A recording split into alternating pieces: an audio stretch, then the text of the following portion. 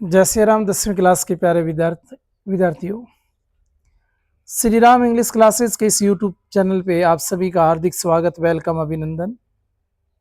उम्मीद करता हूँ जहाँ भी हो स्वस्थ हो, मस्त और शानदार आप लोगों का दिन चल रहा होगा। हम एक शानदार से टॉपिक को पढ़ रहे थे जिस टॉपिक का नाम है नरेशन, डायरेक्ट इनडायरेक्ट। 10वीं क्लास में 10 नंबर की ग्रामर आएगी जिसमें से नरेशन का भी आपके एक क्वेश्चन आना है, 1 नंबर का आना है। पिछली बार नरेशन 2 नंबर के थे, इस बार कम करके नरेशन से 1 क्वेश्चन कर दिया।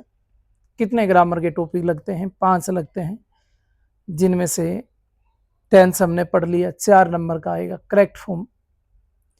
इसके अलावा सब्जेक्ट वर्ब एग्रीमेंट 2 नंबर का आना है। पैसिव वॉइस 1 नंबर का क्वेश्चन पूछा जाएगा। डायरेक्ट इनडायरेक्ट 1 नंबर का क्वेश्चन आएगा। तो 4 नंबर का टेंस, 2 नंबर का सब्जेक्ट वर्ब एग्रीमेंट, 4 2 6, 1 नंबर का पैसिव 7, 1 नंबर का डायरेक्ट इनडायरेक्ट 8 और 1 क्वेश्चन क्लोज जो आपके 2 नंबर का आना है। हमने 2 नंबर वाले को भी पढ़ लिया, हमने 4 नंबर वाले को भी पढ़ लिया, यानी 6 नंबर का काम हम पढ़ चुके हैं। ये नरेशन जो है 1 नंबर का क्वेश्चन आपसे पूछे जाने वाला है, उसकी भी आज लास्ट क्लास है। और ये पढ़ते ही अपने 10 में से 7 नंबर की ग्रामर अपने पढ़ चुके होंगे। इनकी प्रैक्टिस भी होगी बाद में, फिलहाल मैं आपको करवा रहा हूँ, उसके बाद में अंत में अपने इन पे प्रैक्टिस भी करेंगे। आज देखिए नरेशन में डायरेक्ट इनडायरेक्ट में क्या बाकी रह गया था, जिसके लिए अपने को आज एक अलग से क्लास बनानी पड़ी। मैंने आपको अब ज़्यादा डीपली नहीं जाना है, क्योंकि एक ही क्वेश्चन पूछे जाना है, तो उतना डीपली एग्जामिनर भी नहीं जाएंगे।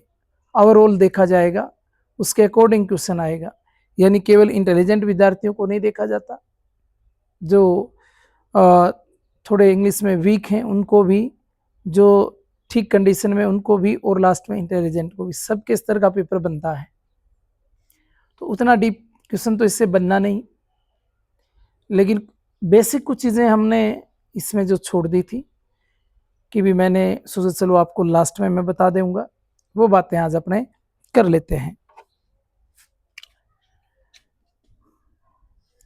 क्लास 10th टॉपिक अपना डायरेक्ट इनडायरेक्ट।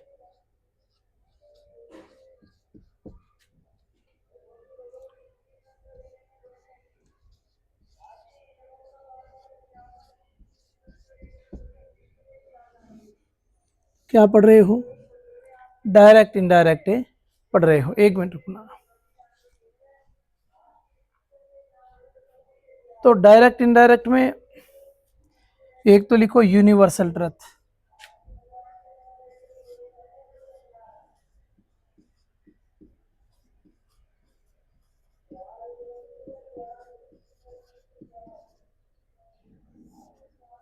इससे संबंधित कोई क्वेश्चन आता है सेट टू के साथ, यानी आरवी में सेट टू था, इससे क्वेश्चन पूछा गया था, तो उसमें नो चेंज रहता है, टेंस नहीं बदलता है। एग्जाम्पल देख सकते हो, जैसे माई फादर सेड,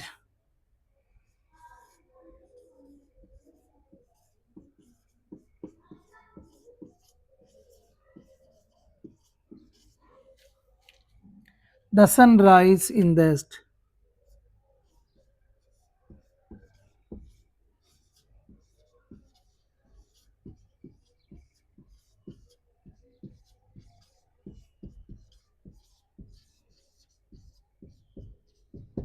ये लीजिए,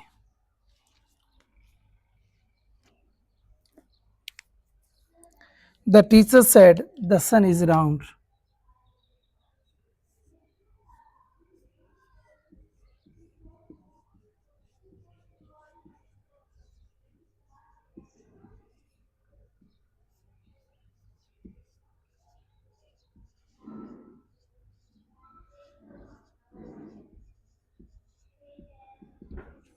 ये 2 क्वेश्चन आपके सामने है, इनको डायरेक्ट से इनडायरेक्ट चेंज करना है।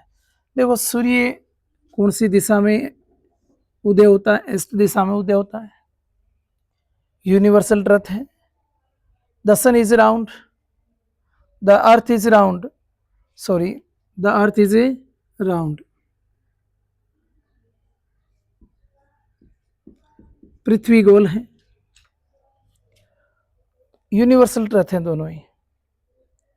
सार्वभौमिक सत्य जब होता है तो फिर उसका टेंस नहीं बदलता, बाकी प्रोसेस सेम ही रहती है। सब्जेक्ट है माई फादर, डायरेक्ट से इनडायरेक्ट बनाया आपने, लिखा माई फादर। सैड, कनेक्टर लगा दिया आपने दैट, क्योंकि सब्जेक्ट है ना द सन। फिर लिख दिया the sun rises in the east. कोई चेंजमेंट नहीं। करेक्ट फॉर्म में भी ये क्वेश्चन पूछा जा सकता है, वो भी देखो। करेक्ट फॉर्म में ये क्वेश्चन आपसे कैसे पूछा जा सकता है टेंस के अंदर, इसको एग्जामिनर दे सकते हैं ऐसे, इस प्रकार से दे सकते हैं। My father said that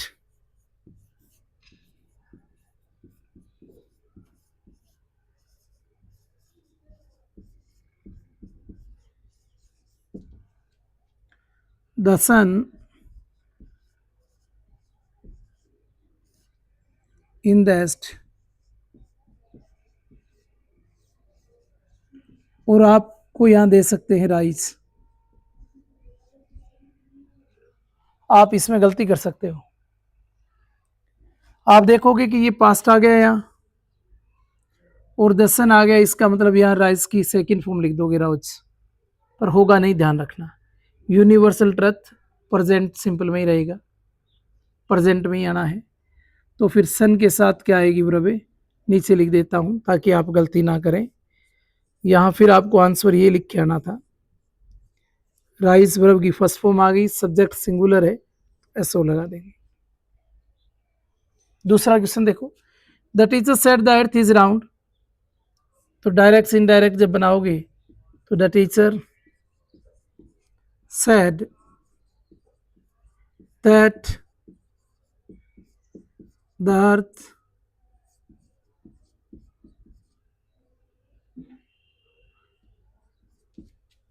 is round.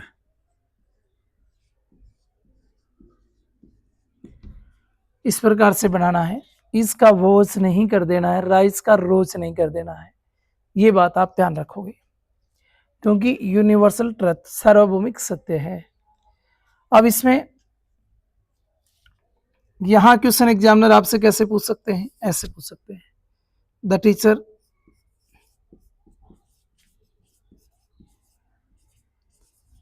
said that the earth blank round। और यहां एग्जामिनर जब आपसे पूछेंगे तो बी दे के पूछ लेंगे, ब्रैकेट में बी दे देंगे। बी की फॉर्म जानते हो आप, इज एम आर, वोजबर। आप इस सेट को देखो तो वोजबर के साथ मत जाना, इस पूरा सेंटेंस देखना क्या कह रहा है, पृथ्वी गोल है, यूनिवर्सल ट्रुथ है। बी की फॉर्म जब निकालते हैं ना बेटा, बी बी बी से प्रेजेंट में आपको इज एम आर, पास्ट में आपको वोजबर, और परफेक्ट में मैं बात करूं तो इसकी बीन। तो यहां क्या आएगा, वोजबर में से द अर्थ सिंगुलर है, सॉरी इज एम आर में से प्रेजेंट में जवाब देना है तो सिंगुलर सब्जेक्ट के साथ इज।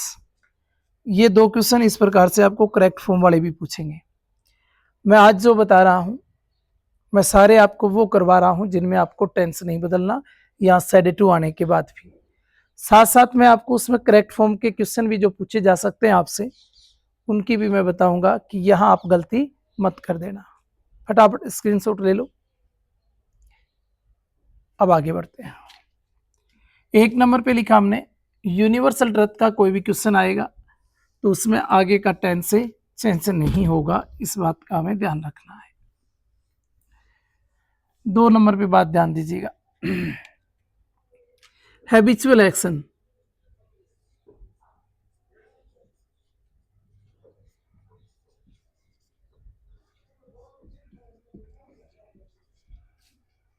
आदतन कोई भी कार्य। कैसे? द टीचर से he said,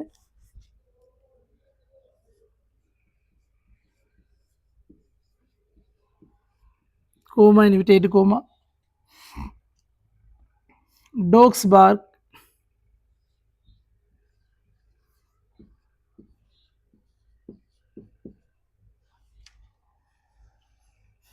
eight strangers,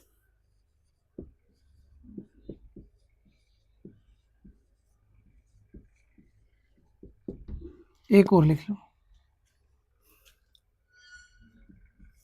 the teacher said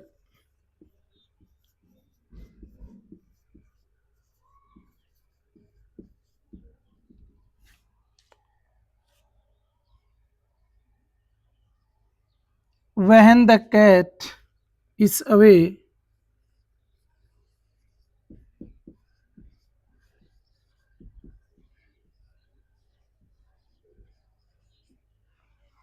when the cat is away, the mice will play.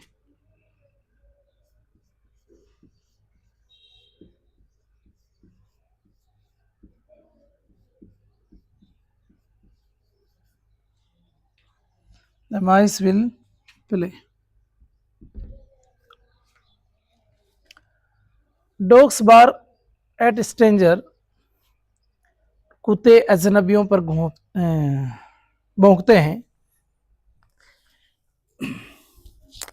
कुत्तों की भौंकने की आदत है, जब भी स्ट्रेंजर नजर आया वो भौंकना शुरू कर देते हैं। तो ये उनकी हैबिट है भौंकना, और हैबिचुअल कोई भी एक्शन होगा तो टेंस नहीं बदलेगा। यहाँ भले ही सेड आए या सेड टू आए, डायरेक्ट से इनडायरेक्ट बनाओगे तो ही सेड। सर टोल्ड नहीं कर रहे, इसलिए एक नहीं कर रहे कि इसमें ऑब्जेक्ट नहीं है, और ऑब्जेक्ट ना हो तो सेड का सेड रखते हैं। कोमा इनविटेड कोमा के स्थान पर दैट। सब्जेक्ट क्या है? डॉग्स, तो डॉग्स ही आ जाएगा। और टेंस अपना चेंज होगा नहीं। क्यों नहीं होगा? क्योंकि हैबिचुअल एक्शन है, कुत्तों की आदत है अजनबियों पर भौंकना, आदतन कार्य। द टीचर सेड, अध्यापक ने कहा, when the cat is away, जब बिल्ली अवे होती है, द माइस विल प्ले, चूहे खेलेंगे। चूहा बिल्ली बैठी है तो वहां चूहे बाहर नहीं निकलेंगे। ये चूहों की क्या है? हैबिट है। बिल्ली वहां से दूर हटी, वो खेलना शुरू कर देंगे, बाहर निकल के आएंगे। तो हैबिचुअल एक्शन है, तो आप इस प्रकार से इसको करोगे। द टीचर सेड का सेड रखा, कनेक्टर आगे सब्जेक्ट है, हमने दैट लगा दिया। ऐसा ही है क्या? कनेक्टर के रूप में इस बार हमें क्या मिला है? व्हेन द कैट,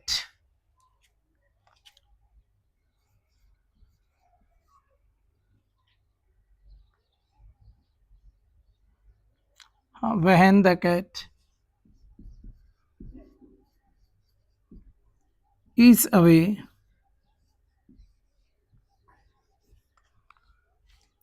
द माइस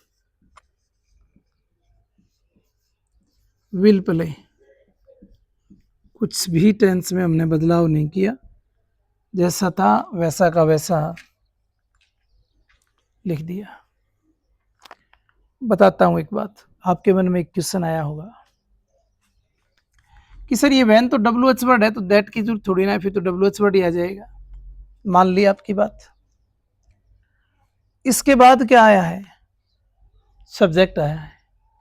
अगर ये WH वर्ड होता तो इसके बाद तो हेल्पिंग वर्ब आती, फिर सब्जेक्ट आता।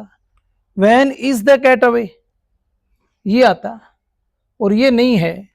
इसका मतलब when the cat is away, the mice will play, that लगाना है।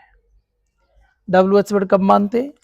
ये, हाँ, ये क्वेश्चन आपको एग्जाम में कंफ्यूज कर देगा। वैन को देखकर आप हो सकता है कि यहाँ वैन ही लिख के आ जाएगी, दैट लगाने की जरूरत नहीं है। ये भी आप बात नोट कर लेना कि WH वर्ड होगा तो उसके बाद हेल्पिंग वर्ब, फिर सब्जेक्ट, फिर वर्ब। क्वेश्चन लिख देता हूँ एक वैन वाला, देखना। मैंने ऐसे लिखा, जैसे Ram said, comma invited, comma, when did you play? When did you play? और इसमें क्या मिलता? क्वेश्चन मार्क भी मिलता हमें ना, तो इसके अंदर क्वेश्चन मार्क है। और देखो ये WH वर्ड आया, ये हेल्पिंग वर्ब आई, फिर सब्जेक्ट आया, फिर मेन वर्ब आया। ये WH वर्ड है तो सब्जेक्ट कैसे आ सकता है? फिर हेल्पिंग वर्ब यहाँ कैसे? इसलिए इसमें किसका प्रयोग करना था? इसको बनाते तो हम ऐसे बनाते, राम सेड, कोमा इन्विटेड, कोमा के स्थान पर वैन आ जाता। यू को चेंज करने के लिए ऑब्जेक्ट नहीं है तो यू का यू ही रख देते अपने, मान के करेंगे तो वो बात अलग है। डिड आया है पास्ट पहला तीसरे में, डिड किस में बदल जाएगा? हेड में, प्ले का हो जाएगा प्लेट। फिर हम ऐसे करते। अब ये क्वेश्चन ही आपको एग्जाम में पूछा जा सकता है करेक्ट फॉर्म के अंदर, तो ये तो मैं हटा देता हूं। करेक्ट फॉर्म में कैसे पूछा जा सकता है वो मैं आपको बता देता हूं, सुनना। ऐसे पूछ सकते हैं एग्जामिनर करेक्ट फॉर्म का क्वेश्चन।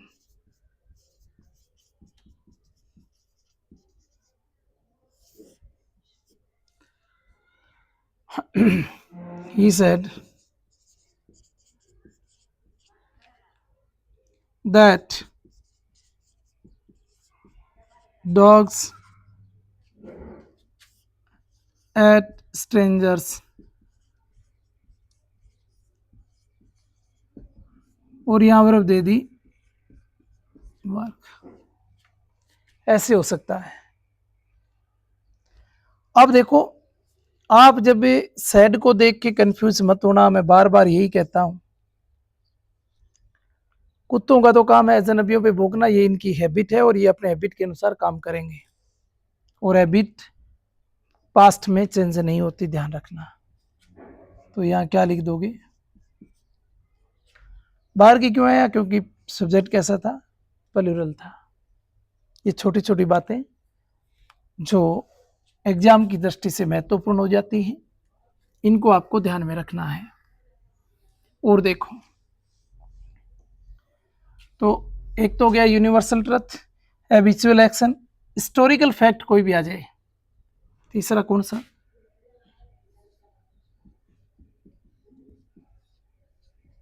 हिस्टोरिकल फैक्ट, उसको भी हम चेंज नहीं करते। एग्जाम्पल के रूप में आप देख सकते हैं, कोई भी ऐतिहासिक घटना, कोई ऐतिहासिक तथ्य आपके सामने आए तो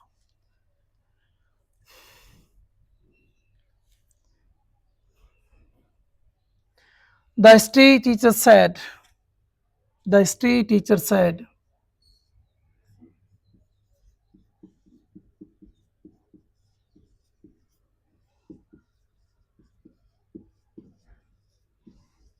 the history teacher said, Samudragupta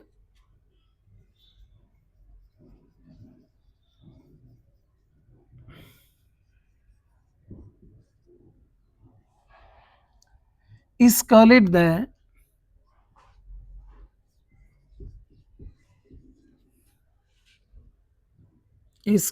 the Napoleon of India, Napoleon of India.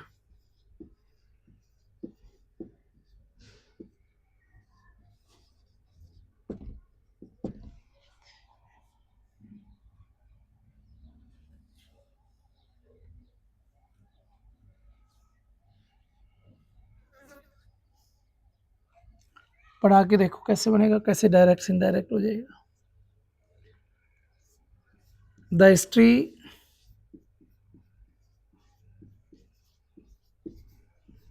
Teacher said that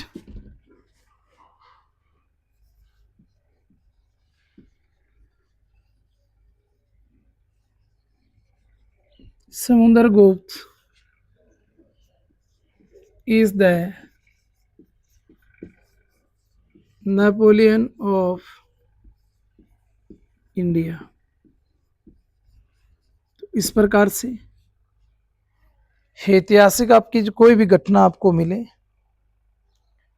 universal truth का कोई भी एग्जाम्पल हो, साइंटिफिक फैक्ट का कोई भी एग्जाम्पल हो, और यहां तक कि मैथमेटिक्स फैक्ट का भी कोई भी एग्जाम्पल हो, तो भी आपको टेंस नहीं चेंज करना है। जैसे एक एग्जाम्पल और देखो, मैथमेटिक फैक्ट से ले रहा हूं। The math teacher said 2 and 2 make 4.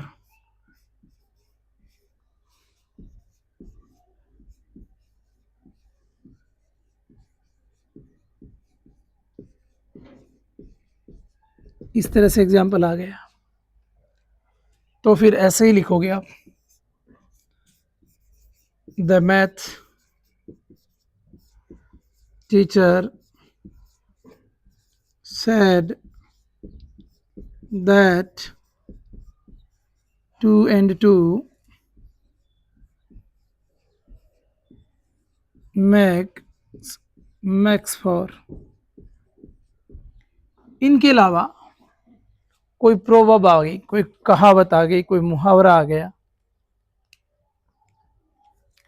वहां भी आपको टेंस चेंज नहीं करना है। इन 3-4 छोटी छोटी बातों का अगर आप ध्यान रखेंगे और यहाँ से आपको एग्जामिनर अगर क्वेश्चन पूछते हैं तो फिर आपको यहाँ गलती नहीं करनी है। बहुत आसान पार्ट है, इजी क्वेश्चन आना है। तो इसके साथ ही हमने 3 टॉपिक आपके कंप्लीट कर लिए। कोई विद्यार्थी अगर पहली बार जुड़ रहा है तो मैं उससे यही कहूँगा कि आप फर्स्ट क्लास से जुड़िए, पहली क्लास से देखते आइए। और 3 टॉपिक हम कंप्लीट कर चुके हैं। कौन से कर चुके हैं? हमने टेंस में करेक्ट फॉर्म भरना सीख लिया था। करेक्ट फॉर्म आपके कितने नंबर की आएगी? 4 नंबर की आएगी, 4 क्वेश्चन आएंगे। दूसरा हमने क्लोज कर लिया था। क्लोज कितने नंबर का आएगा? 2 नंबर का आएगा। तीसरा हमने डायरेक्ट इनडायरेक्ट या नरेशन कर लिया, कितने नंबर का आएगा? 1 नंबर का आएगा।